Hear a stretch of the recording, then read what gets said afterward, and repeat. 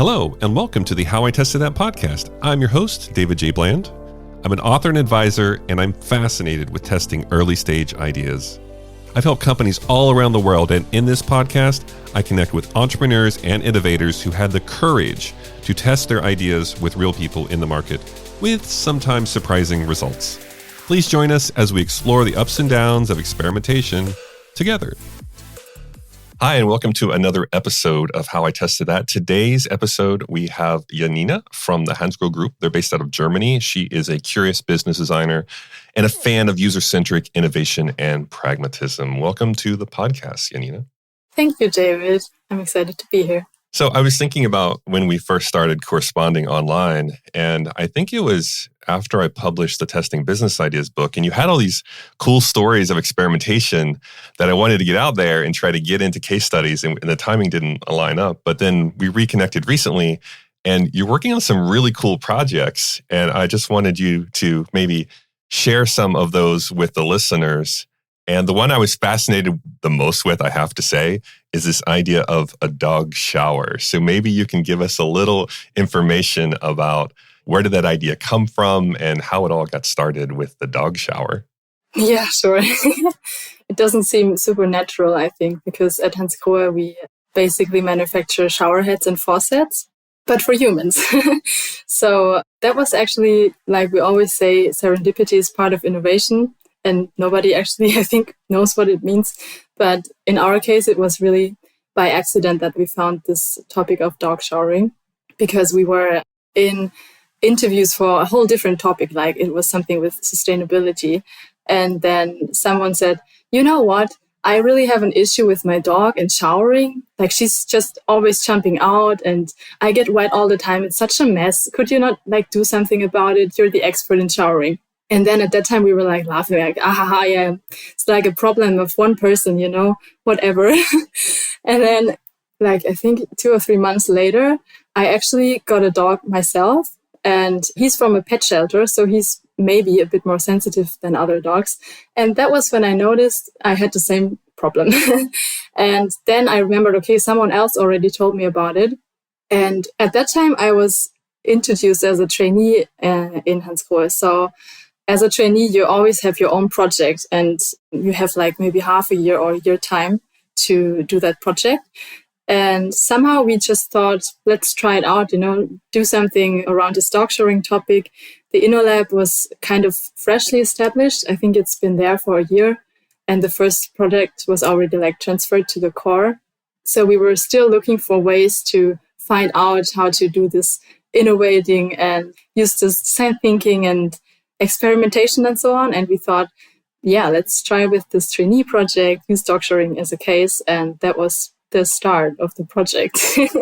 So if I understand this correctly, you make shower attachments for humans. And in the customer interviews, you hear these new insights from people trying to wash their animals, wash their dogs. And it almost felt anecdotal until you had a dog yourself and then personally experienced it. Did you find any other interviews or anything else of source of the need or the desire on the customer side where this seems to be a problem that is bigger than maybe we initially thought?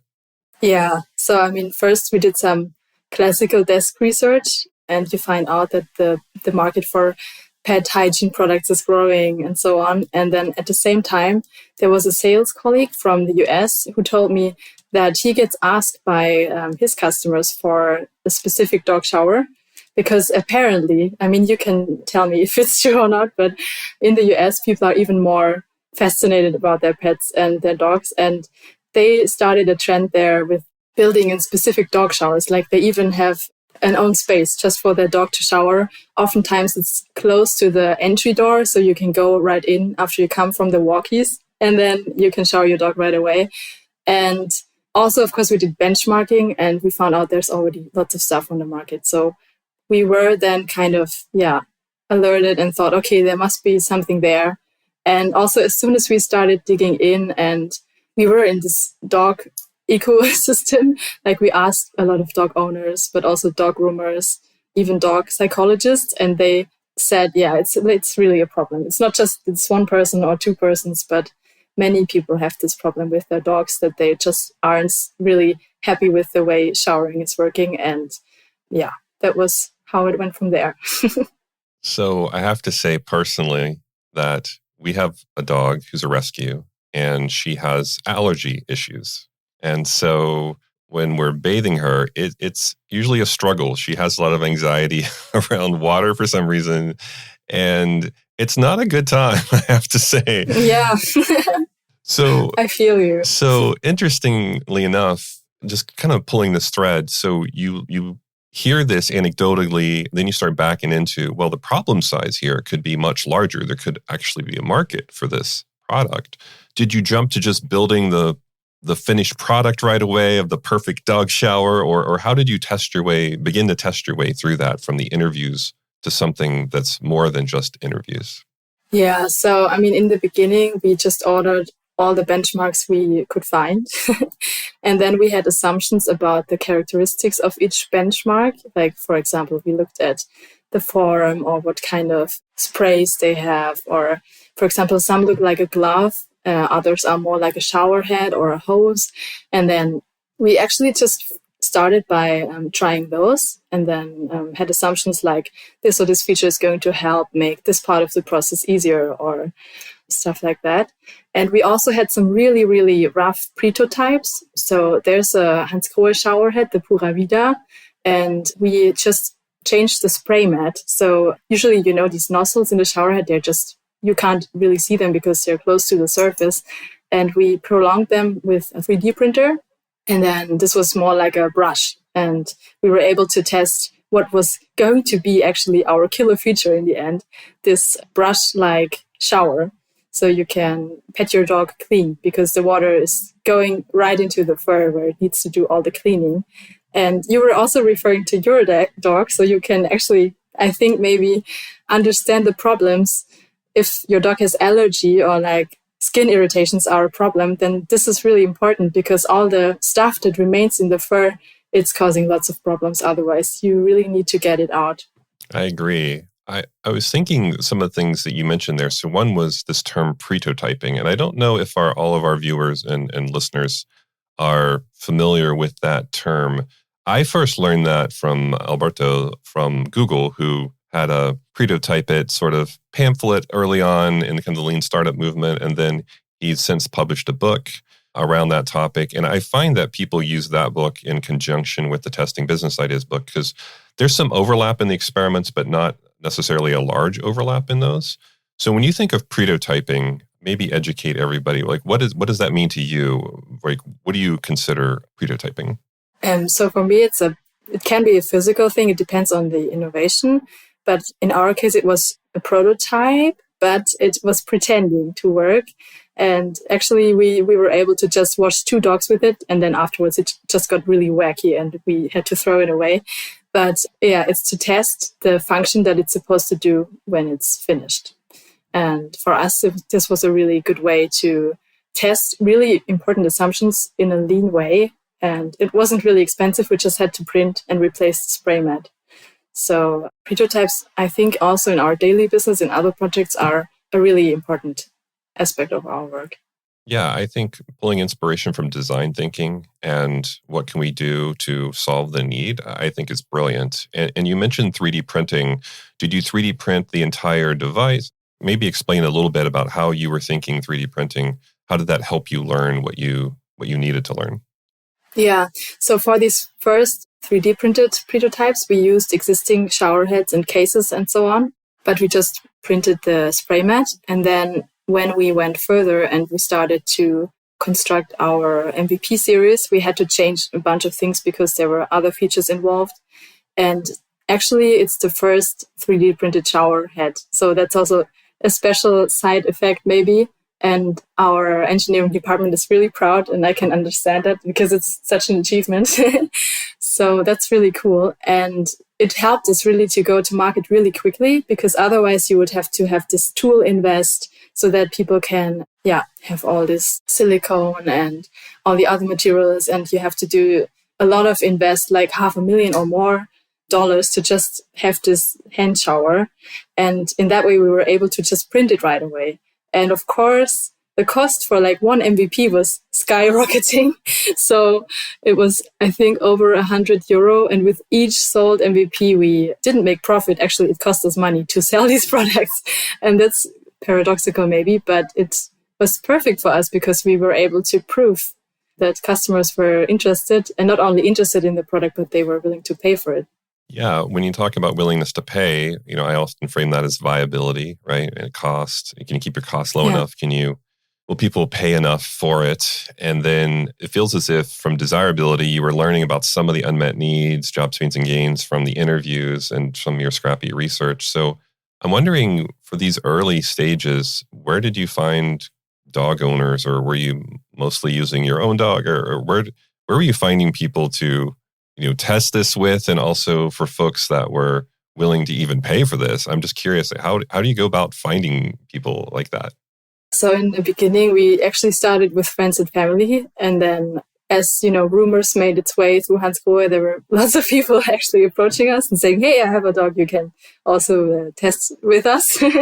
And also the first video materials was with someone from Hansgrohe who borrowed his dog.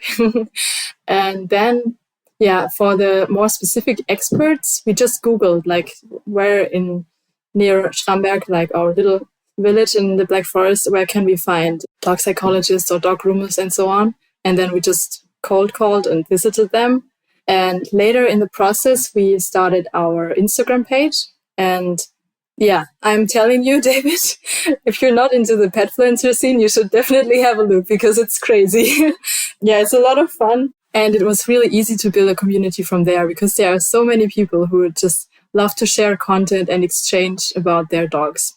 And so we built an Instagram channel there. I think at the end, when we transferred the project, we had I think it was 3,500 followers or something. So it might not sound that much, but for us, it was perfect because we had a community there. And then we worked with petfluencers. So maybe as an explanation, that's influencers in the pet context. And so we had a community there. And sometimes we also used external testing agencies to recruit, but it was almost never necessary. I mean, we did it one time because the product claims we needed for the final product, we wanted them to just have been neutrally tested by another agency, and then they recruited people for us. But the rest of the times, I think it was actually easy, I would say. Yeah. Yeah, I think that is one of the struggles from folks that I coach and mentor is how do we find our early adopters or people that we always frame that as, do they have the problem? Are they aware they have a problem? Are they actively seeking a solution to that problem? And it feels as if going through petfluencers, which is a term I'm learning today. So people who influence on Instagram for pets and pet-related products, it seems as if they already had a captive audience, and it felt like a very nice mutual fit to test out your early stage product in a way where you already had people that potentially were your ideal target. I'm curious, you mentioned some other segments there. Did it ever occur, or did you test out how to potentially sell to those segments, or like groomers, or how was that played out over the time of, we're going to focus on consumers, but we also have professionals and maybe more of a B2B play? How did you all go through that process, or did you find any interesting findings there? Yeah, we actually have a really interesting finding, and we thought that the dog groomers, they must be our early adopter segment. We thought so because they have to wash dogs daily and it's their job. And I mean, we visited one, it was like a day in the life of a dog groomer experiment. And I think he had like 20 or 25 dogs he washed in one day. And so we thought, well, it's such a high volume that they must be interested in a solution that makes their life easier. But it turns out these people do it like really professionally, and they have found their workarounds because they already do it daily. And they have really different needs from dog owners. They look towards efficiency for themselves and to make their own life easier, to have like an ergonomic shower head and so on. Whereas the dog owners themselves, they're like, oh, I want to make it really nice for my dog. I don't care if my back hurts. Just make it good for my dog. And so it was clear really quickly after like one day, we interviewed a few more dog groomers, that they were totally different customer profiles with jobs to be done and pains and gains. And then we decided to go into this dog owner customer profile just because it made so much more sense numbers wise, because the market is just a lot bigger and the need was much higher there. Yeah, I can see where that would be unexpected, where you feel as if this is going to be your customer. Of course, they're going to be our customer. And then you start digging into that and you realize, oh, they're not our customer at all. Yeah. Because it's really disheartening. I think some teams, early stage entrepreneurs and innovators, tend to just get demoralized at that point. But you also had this other segment, which was consumer segment, that seemed to be more ideal for you. I'm curious, what other situations do you find yourself in as far as between the 3D printing and getting to a point where you have something ready to sell? I believe it's being sold on Amazon at the moment. What were some of the other experiments you tested through that process besides the 3D printing? Like, what other things did you do that helped you sort of give you a sense that this is worth investing in, or something is this looks really promising?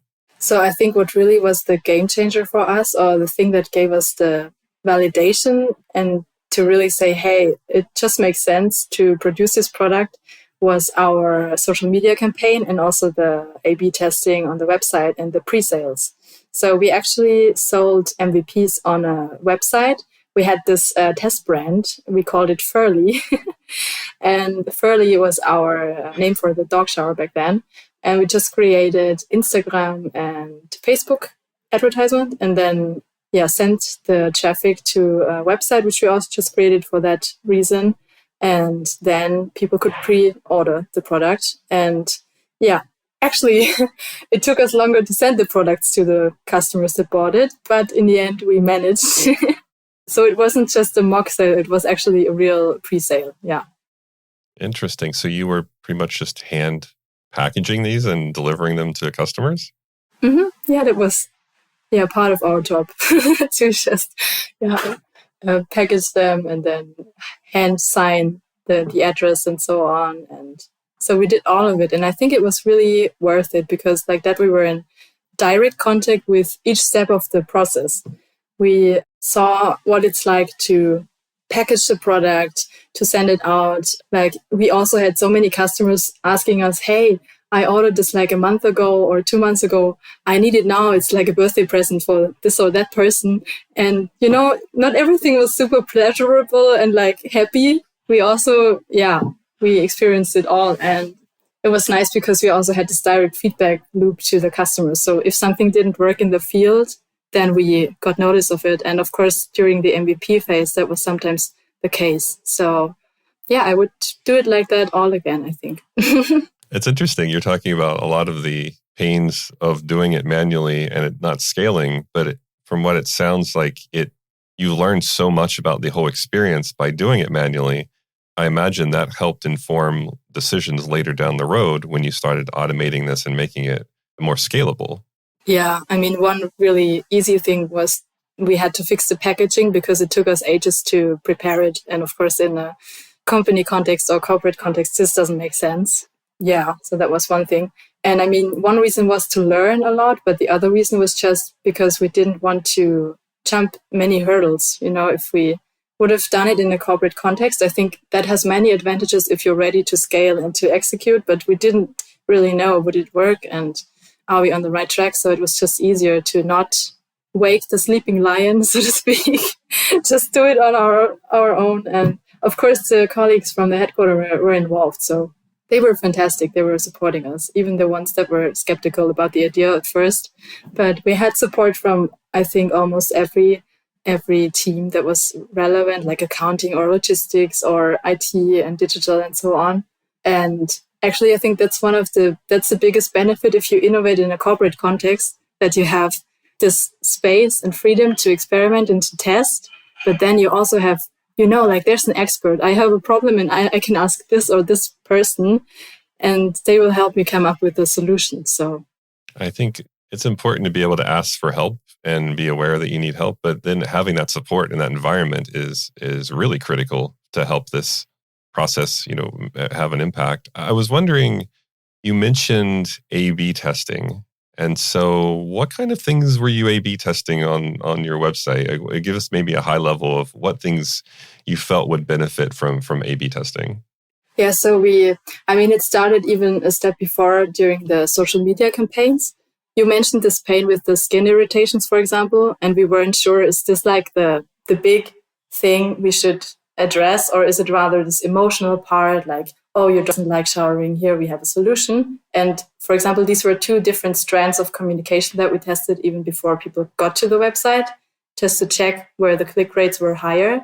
And then on the website itself, we tested stuff like different price points, but also product variants like colors, and also the images, like what kind of dog do people want to see so that they would buy the product. So it was a lot of fun, actually. And I think we could find out a lot about that. So we were able to, I think in the beginning, we had a range of colors we tested. And in the end, we decided for only 4 of them. And we also had a price point where we thought that's going to work maybe if we try to be more in a luxurious segment, but it's going to mean we have less conversion. Or if we go into the mass market, then you can see this drop where if you go, for example, below 50 euro, it was really interesting. You could see that people suddenly don't care about the color anymore. They would just say, okay, if this variant is like only 50 and the others are 60, then I go for whichever color is the cheapest. And stuff like that we found out over this A/B testing. Okay. Yeah. So you A/B tested quite a few things. It wasn't just colors, it was prices, it was a bunch of different things. So I'm curious through this process, what were some of what you would say like are your big successes? Like what were the kind of greatest insights you've had going through this process of going from kind of ideation of, we've heard this anecdotal story about a need for a dog shower to the point where people are purchasing them and you have pet influencers pulling in new customers and everything. What were some of your big successes you feel that you'd like to highlight for our listeners? I think the biggest one was that we always backed our decisions with data. So we might have had a gut feeling over the things, but then we always thought, how can we test this in an experiment? And that always helped us to decide. Because sometimes we thought we knew the right answer and it turns out we were wrong or we were already biased. And this just made it so much easier. Like it takes some of the pressure off of you and you can say, okay, I just trust the user and the community to know what's good for them and then structure the product and the process accordingly. And I think what was good for us was also that we said we don't have a fixed time point where it has to be done. So we knew, okay, it's a product or a project and we don't know what's going to come out. Is there even going to be a product that we launch? Maybe not. Maybe it's just a project that gets killed after half a year or something. And that allowed us to have as many iterations as we needed. And I think it got clear that it worked quite a lot. And this was really good. And something that we also do in projects nowadays, which we started also was the inclusion of people from the headquarters directly. So it's not like we do our stuff in the InnoLab and then we serve it on a silver plate and give it to the corporate and say, go do your execution stuff. But they were included from the beginning. So they accompanied us to the day in the life of a dog groomer or the customer interviews. They even washed dogs themselves just so they got the feeling, what it's like. And people from marketing were there or from the product management and from engineering. And I think this really helped so that it doesn't get lost in translations, but experiencing it firsthand was really nice. And last but not least, I think we had this testing brand I mentioned before. We were like totally undercover. Nobody knew this as a project from Hansgrohe. And that helped us not only because we could save Hansgrohe, some people were worried that it's not going to be nice for our brand. So we could say, okay, don't worry. It's Furly. It's not Hansgrohe. It's just Furly, little Furly. And we can test there in that space. And for us, it also had the advantage that we didn't have any brand effects. So the feedback we got was directly about the product itself and no relation to Hansgrohe whatsoever. Yeah, I have some of my clients that do that where they'll spin up a labs brand or a project brand. And it doesn't mean they don't want to necessarily bring it on brand eventually. But early stage, I feel as if you get a lot of attention because of your brand. And you don't necessarily need all that attention early on. You're trying to see, does this solve a real problem without necessarily attaching our brand to it. It can stand on its own without the brand. And so I really love that you created the Furly brand as a kind of a friendly, kind of startup-y vibe brand. And then did you end up pulling it back on brand after it was successful, or did the Furly brand live on, or how did that process go? Yeah, it lived on for a while, but then once it was launched under Hansgrohe, we had to kill it. And actually, we couldn't have used it, for example, in the US, because there was also a shop named like that. So we would have had some trademark issues. And yeah, that was also one of our smaller learnings, to do this IP check early on in the process. And I think now we're much closer to the IP team, just because we know that we messed up in the beginning. So yeah, we're trying to do better now. Yeah, IP comes up time and time again it's like, how do you balance, you want to avoid building something nobody wants, but at the same time, you don't necessarily want to infringe on IP. And so there is a balance between, when you think of all these experiments you're running, at what point do you go check to see, do we need to do a trademark search or something like that, or patent search or invention or all that? And so I do think it's a balance between staying in this customer-free zone where you build the perfect thing and you make it completely defensible, but you don't know if it solves a real job, versus I want to go find out if this solves a real job, but I also don't want to necessarily have legal ramifications later. Yeah. So I think it's a similar approach, though, that I've seen from other companies where if it's successful, you can spin down the brand and then bring it on brand for the corporate brand. Or if it's not successful, it just kind of goes away and it's just another thing you've learned from. And in that regard, I'm curious. So we talked about the successes. What were some of the maybe missteps or unintended side effects or consequences? Like, what are some of the things that you felt failed that could have gone much better in hindsight? Like, what were some of those missteps along the way? Yeah. So, I mentioned the colleagues. I think some of them we were onboarding really well because they were participating in the sprints and testings and so on. And then others, I think, unfortunately, we kind of forgot about them in the beginning. So I mentioned this issue with packaging, for example, and that was kindly feedbacked to us by the people who work on this line where they built, you know what I mean? The people who, assembly line. Yeah, that's the word I was looking for. And for example, accounting, they had some issues because we never tested PayPal before. So that was like a totally new thing for them also. And I think we had some problems in the beginning because we didn't know that our customers aren't only external, like it's not only about the dog owners, but to make it work, we also have to think about the internal customers and not to argue them too much, but to actually, be with them, and that was one of the learnings, I think. And also the MVP, in retrospective, I can say it wasn't really an MVP. So it was actually over-engineered. And we had different features in the product. And then it turns out one of the features, it was only a nice-to-have feature. So not really essential for this MVP series. But we were kind of really excited about it because it was something also new for Hansgrohe. And then we thought, let's make it. And so the estimation was it wouldn't take that long to do. And we thought, okay, if it's just like 1 month development, let's do it. What's 1 month? But then it turns out it took like a bit longer. And that just, delayed us in the go-to-market.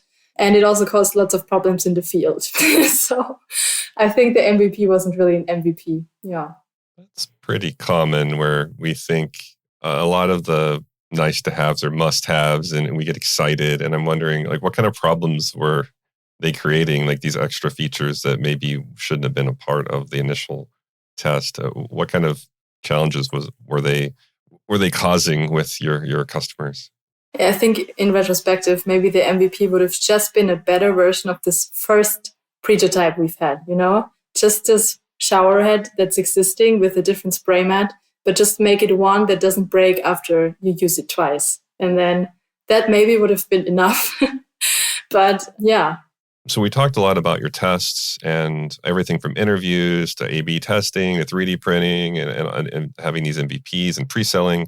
Really, really a wide variety of tests to kind of pay down your risk. I'm curious, What kind of like thinking tools or visual tools did you use to manage that process along the way? Because that's generating a lot of different information. So what did you use to track all this, or how did you kind of keep this sorted along the way and keep everybody in line with the communication?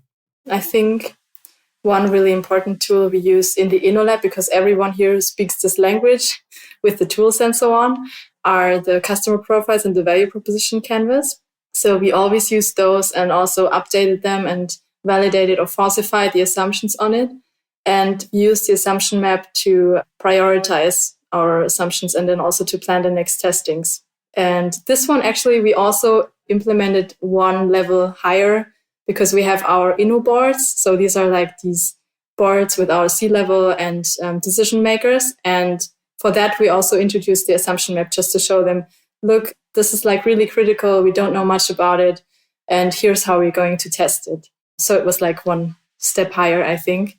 And for us in our daily business, we structured the experiments with the testing and the learning cards. So these structures really helped us to make obvious what we want to test and also the insights we gain from that. Yeah, I think it's important to document as you go along the way and find what tools work for you. So a lot of those, I like that you also have HQ weighing in on and using the tools to socialize them and say, well, this is what's helping us. Here's what's most important with the least amount of evidence. And this is why we're focused here. I do think it gives them something to respond to versus, a bunch of bullet points and things. So that's really cool. I'm curious, how did you take all that learning and apply it to any new projects or anything that's beyond the dog shower? It sounds like you've learned quite a bit along the lines of that project. And I'm just really curious, how's that shaped what you do, or how have you taken that and applied it elsewhere on your future project or current projects? I think it's a lot of, do you remember when we did this in the dog shower and it didn't work out or stuff like that in daily business? And we also have these regular meetings where we talk about our challenges with testing, like what am I going to test? And we challenge each other. Is it going to work like that? Or should we try a different approach? And then it's also, we have monthly meetings where we have to present our project progress. And I think lots of the experience we made, sometimes we have the situations where we say, we learned this or that in the other project, so let's not do the same mistake twice. So I think it's rather informal than like, we don't have it somewhere on the wall or something. It's like the knowledge exists in us people and we share it with each other. No, I like it. It doesn't have to be completely formalized right away. It's more about how's it become the way you work, what works for your culture, and how you work in your industry.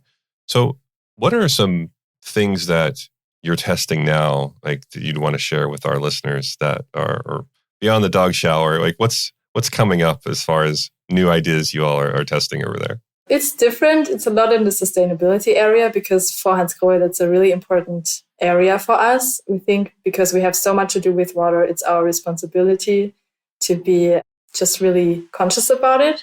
But one thing for the followers that might be interesting is the Project Wave. So this was together with a partner, Love Honey, and we actually launched that this year. So yeah, you can also Google it and find out more about it. I think it's really exciting. And I think one last learning, which I can share maybe, is that this was also only possible because we had a good partnership. And we also found out in the dog shower project that this is the key because you can't be good in everything. So, for example, if you lack the market access, then you need someone to fill in this gap. And for both projects, dog shower and Wave, this was the essential key to success, I would say, that made it scalable in the end. So it sounds like you're taking what you've learned from dog shower. It's changed potentially how you work from day to day and how you challenge each other and challenge each other's assumptions. And you're using it on new product ideas. And some of the new ideas you have, you're using those techniques there as well, which is pretty cool. Thank you. So if they want to learn more about you, where can our listeners learn more about all this cool stuff you're testing and more about what you're up to as a curious business designer? Yeah, so you can go to my LinkedIn profile. It's not that spectacular, but I'm there. And you can also follow Hansgrohe Group and the brands Hansgrohe and Axor. Or just contact me on LinkedIn if you have any specific questions and I'll be happy to share. Thank you. Thanks so much for sharing the stories and all the insights into the dog shower. And you have the wave coming up, and it sounds like lots of cool stuff you're working on. So thank you for sharing it with our listeners today. Thanks for having me. It was a pleasure. Thank you for listening to another episode of How I Tested That, where we share stories about experimentation, tips, and tricks. If you learned something new, please recommend us to a friend or colleague. And remember, keep testing your ideas.